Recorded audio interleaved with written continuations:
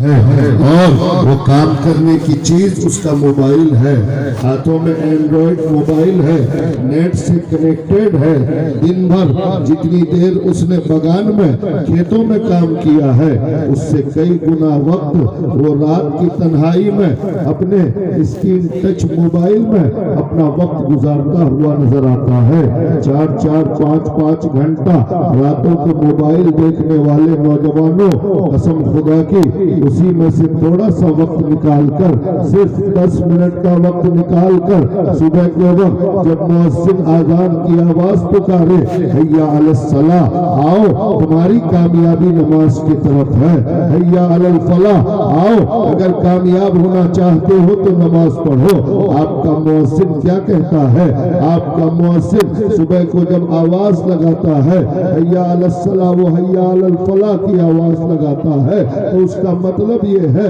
کہ تمہاری کامیابی نماز کی طرف ہے، تمہاری کامیابی نماز میں ہے۔ اے سونے والوں، سونے میں کامیابی نہیں ہے، اے لحاف کے نیچے دب کر رہنے والوں تمہاری کامیابی بستر میں نہیں ہے، تمہاری کامیابی نیند میں نہیں ہے، بلکہ مؤذن کہتا ہے کہ تمہاری نیند سے نماز بہتر ہے۔ آؤ اگر کامیاب ہونا چاہتے ہو تو نیند کو چھوڑ کر مسجد کی طرف دوڑ جاؤ، مسجد کی طرف آ جاؤ۔ لیکن ہمارا نوجوان جو 1-2 3 بجے راتوں تک موبائل دیکھ کر سویا ہے، فجر کی اذان اس کے کانوں سے ٹکراتی نہیں ہے، فجر کی اذان کے وقت وہ گہری نیند سو جاتا ہے۔ حضرات محترم، آج ہر گھر کا مسئلہ یہ ہے، آج اکثر لوگوں کا کہنا یہ ہے کہ کماتے ہیں لیکن روزی میں برکت نہیں ہے۔ 2-2 3-3 آدمی ایک گھر کا کماتا ہے لیکن روزی میں برکت نہیں ہے۔ حضرات محترم، میں آپ سے کہنا چاہتا ہوں، نبی کی حدیث ہے کہ جو لوگ فجر سے پہلے یعنی سورج نکلنے سے پہلے نہیں جاگتے اس کی روزی میں اللہ برکتیں نہیں عطا فرماتا ہے، اس لیے کہ نبی فرماتے ہیں کہ برکت کا فرشتہ صبح سورج نکلنے سے پہلے آتا ہے اور جو مسجد کی طرف اللہ کے لیے عبادت کے لیے روانہ ہوتا ہے، فرشتے جسے رب کی بارگاہ میں سجدہ کرتے ہوئے دیکھتے ہیں اس کی روزی میں برکتیں عطا فرماتے ہیں، اور جو سویا رہتا ہے اس کی روزی میں برکتیں نہیں ہوتی، روزی تو ہوتی ہے لیکن برکت سے خالی ہوتی ہے۔ اس لیے اگر روزی میں برکت چاہتے ہو تو سورج نکلنے سے پہلے بستر سے اٹھ جاؤ اور دنیا کے سامنے جھکنے کے بجائے رب کی بارگاہ میں اپنے سر کو جھکا کر خدا کو سبحان ربی الاعلی اور سبحان ربی العظیم کہو، اللہ تیری روزی میں بے شمار برکتیں عطا فرمائے۔ بے شک سبحان اللہ، واہ واہ، بے شک سبحان اللہ،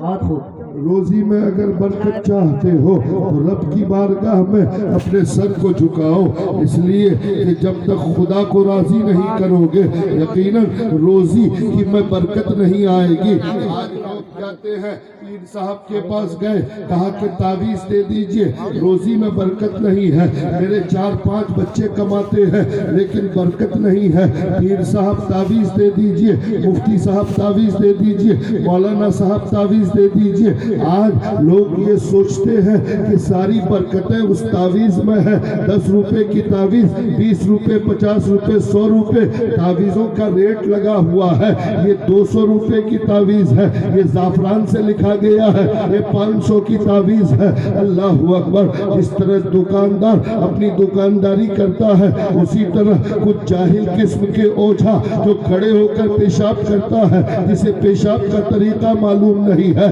جسے تعویذ لکھنا تو دور کی بات ہے، وہ سمجھتا بھی نہیں تعویذ کسے کہتے ہیں، وہ اپنی دکانیں کھول کر تعویذیں بانٹتا اور بیچتا نظر آتا ہے۔ اور ہماری قوم ہے جو گھر میں برکت نہیں تو تعویذ دے دو، گھر میں اگر سکون نہیں ہے تو تعویذ دے دو۔ اے مسلمانوں کان کھول کر سن لو، برکتیں تعویذ سے نہیں آتی ہے، گھر کا سکون تعویذ سے نہیں ملتا ہے۔ اللہ کا قرآن کہتا ہے اللہ بذکر اللہ تطمئن القلوب، اگر دل پریشان ہے، اگر گھروں میں پریشانی ہے، اگر تم پریشان ہو تو یہ تعویذیں پریشانی دور نہیں کر سکتی۔ اگر اپنے قلب کو آرام پہنچانا چاہتے ہو، اگر اپنی پریشانی دور کرنا چاہتے ہو تو خدا کا قرآن کہتا ہے آؤ آؤ میرا ذکر کرو، مسجد کی طرف آؤ، تمہارا بے چین دل قرار پا جائے گا، تمہیں سکون مل جائے گا۔ حضرات محترم،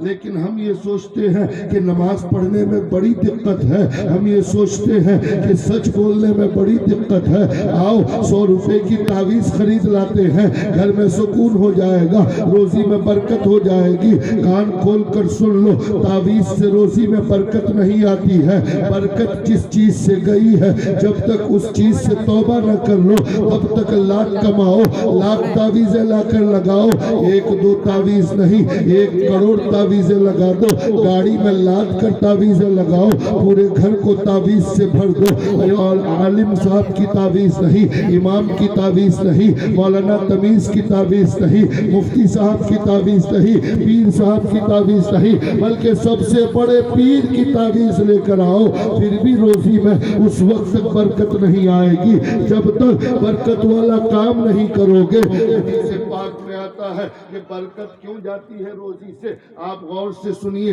کہ روزی سے برکت جاتی کیوں ہے، تو نبی فرماتے ہیں، پیغمبر اعظم فرماتے ہیں، مدینے والا مصطفیٰ فرماتا ہے کہ جب آدمی جھوٹ بولتا ہے، جب آدمی جھوٹ بولتا ہے تو اس کے منہ سے ایک بدبو نکلتی ہے، اور اتنی خطرناک بدبو ہوتی ہے کہ جو رحمت کے فرشتے ہر آدمی کے پاس ہوتے ہیں، اس بدبو کی وجہ سے رحمت کے فرشتے اس آدمی سے 3 میل دور چلے جاتے ہیں، 3 میل دور رحمت کے فرشتے ہو جاتے ہیں۔ ایک مرتبہ جھوٹ بولتا ہے کوئی مسلمان تو 3 میل دور رحمت کے فرشتے چلے جاتے ہیں، دوبارہ بولا تو 6 میل، 3 بار بولا تو 9 میل، جھوٹ بولتے رہو، رحمت کے فرشتے دور ہوتے چلے جاتے ہیں، اور جب تک رحمت کے فرشتے تمہارے قریب نہ ہو تب تک جتنا کماؤ پیسہ تو ہوگا لیکن اس پیسے میں برکت نہیں ہوگی۔ اللہ اکبر۔ نبی فرماتے ہیں اگر برکت واپس لانا ہے تو پہلے جھوٹ سے توبہ کرو، جو ہی جھوٹ سے توبہ کرو گے، جو ہی عہد کرو گے اے پروردگار آج کے بعد جھوٹ نہیں بولیں گے، اور رحمت کے فرشتے واپس آئیں گے، پھر روزی میں برکتیں شروع ہوگی۔ تو اگر برکت چاہتے ہو تو پہلے جھوٹ سے توبہ کرو، جھوٹ سے توبہ کیے بغیر جتنی تعویذیں لینا ہو لے لو، لیکن روزی میں برکت اس وقت تک نہیں آئے گی جب تک تم جھوٹ سے توبہ نہیں کر لیتے ہو۔ ادھر جھوٹ سے توبہ کرو، ادھر تعویذ اثر کرنے لگے گی۔ بے شک سبحان اللہ سبحان اللہ، واہ بے شک۔ حضرات محترم، ہمیں جو کام کرنا چاہیے وہ کام ہم نہیں کرتے ہیں، اس لیے آپ جھوٹ سے بچیے۔ جھوٹ اگر ایک آدمی سچ بولنا شروع کر دے اور حلال روزی کھانا شروع کر دے تو نبی فرماتے ہیں صدق مقال اور عقل حلال، یعنی حلال روزی کھانا اور سچ بولنا اگر کوئی اپنی عادت بنا لے تو مصطفیٰ فرماتے ہیں اگر وہ ہاتھ اٹھائے گا دعا کے لیے تو ہاتھ نیچے آنے سے پہلے خدا اس کی دعا کو قبول فرما لے گا۔ اور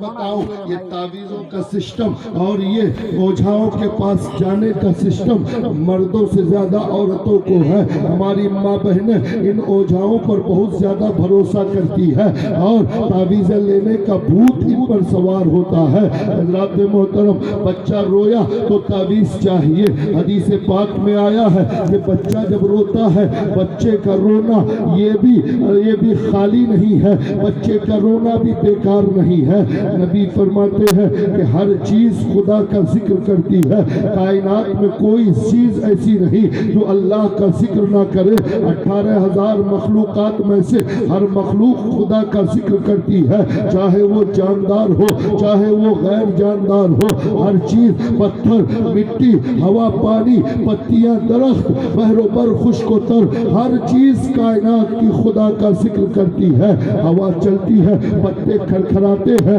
آپ سوچتے ہو کہ پتے یوں ہی ہلتے ہیں، نہیں، حدیث میں آیا ہے کہ جب پتا ہلتا ہے تو حقیقت میں خدا کا ذکر کرتا ہے اپنی زبان میں۔ سمندر کا پانی جب وہ موجیں مارتا ہے تو حقیقت میں خدا کا ذکر کرتا ہے۔ سمندر میں مچھلیاں اپنی زبان میں خدا کا ذکر کرتی ہے، پہاڑ اپنے انداز میں خدا کا ذکر کرتا ہے، پیڑ اپنے انداز میں خدا کا ذکر کرتا ہے، زمین خدا کا ذکر کرتی ہے۔ اللہ اکبر۔ نبی فرماتے ہیں کہ تم اپنے گھر کا دروازہ جب کھولتے اور بند کرتے ہو، وہ دروازہ کھولتے بند کرتے وقت وہ چرچراہٹ کی آواز آتی ہے، مصطفیٰ فرماتے ہیں کہ وہ آواز بھی آواز نہیں، حقیقت میں دروازہ اپنی زبان میں خدا کا ذکر کرتا ہے۔ اللہ اکبر۔ میرے دوستو، آپ نبی فرماتے ہیں کہ تمہارا چھوٹا سا بچہ جو دودھ پیتا ہے وہ روتا ہے تو تم سوچتے ہو کہ میرا بچہ رو رہا ہے۔